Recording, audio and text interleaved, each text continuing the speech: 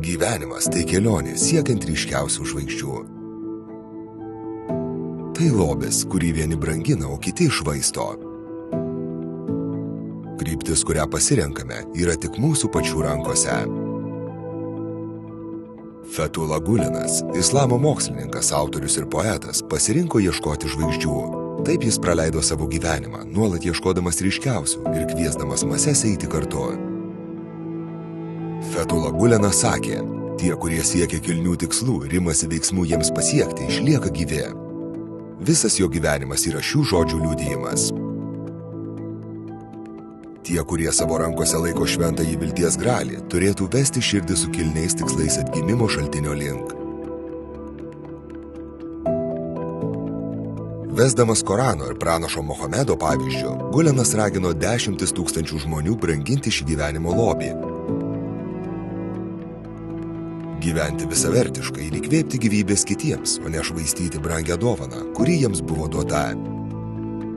Per visą istoriją kiekvienas mokslininkas iš tradicijos semdavosi unikalių įžvalgų, plėtodamas skirtingus požiūrius į bendravimą su pasauliu. Tarnavimas Dievui per tarnavimą žmonijai tapo pagrindiniu principu, kilusiu iš pranašo paveldo, planu pritaikytų mūsų amžiaus poreikiams. Gulenas gimęs 1938 metais.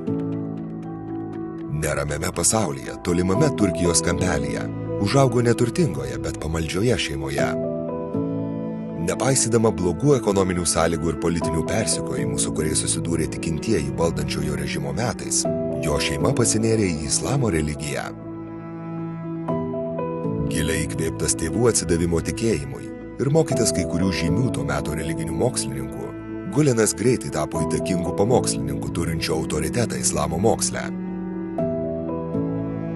7 ir 8 dešimtmečiuose jo nuoširdūs pamokslai, primenantys pranašo laikus, pritraukė vis gausėjantį pasekėjų skaičių visoje šalyje. Tačiau tai, kas jį išskyrė, buvo jo dėmesys švietimui ir dialogui.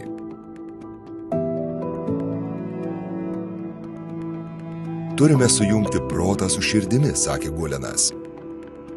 Jis skatino mokslinius gamtos ir kosmoso tyrinėjimus su pagarba ir išmintimi, kartu ragindamas atrasti save per nuoširdų tikėjimą ir kasdienę jo išraišką. Guleno pastangos ir įtikinamas mokymas davė pradžią tam, kas dabar žinoma kaip Hizmet. Pasaulinis švietimo judėjimas, kurio savanoriai kūrė 100 mokyklų visame pasaulyje. Ilgainiui Hizmet užmezgė ryšius su įvairių tikėjimų, kultūrų ir rasių bendruomenėmis, parodydamas, kad taikus sambūvis visada įmanomas, nepaisant mūsų skirtumų. Reaguodamas į Guleno akcentuojamą labdaringą darbą ir ekonominį solidarumą, judėjimas siekia sumažinti skurdą ypač vargingai gyvenančiose šalyse, teikdamas pagalbą per ligonines, sveikatos klinikas ir vandens šulinių statybą.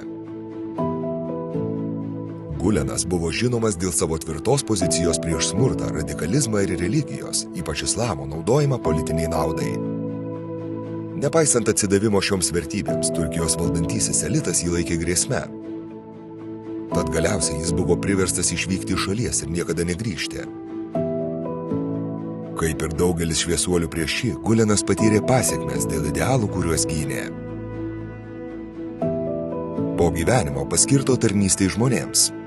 Gulenas mirė Pensilvanijoje, JAV 2024 m. spalio 20 dieną. Nepaisant to, kad paskutinius 25 metus praleido tremtyje, jo taikaus sambūvio žinia ir toliau sklido ir sulaukė pripažinimo visame pasaulyje. Sekdamas praeities mokslo žinių pėdomis, jis skleidė savo mokymą iki paskutiniųjų dienų, skatindamas dialogą įvairiose gyvenimo srityse tarp pasaulietinių religinių bendruomenių, rytų ir vakarų, mokslo ir tikėjimo.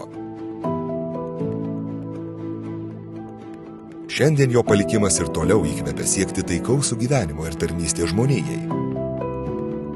Principų itin svarbių šiandieninėme susiskaldžiusiame pasaulyje.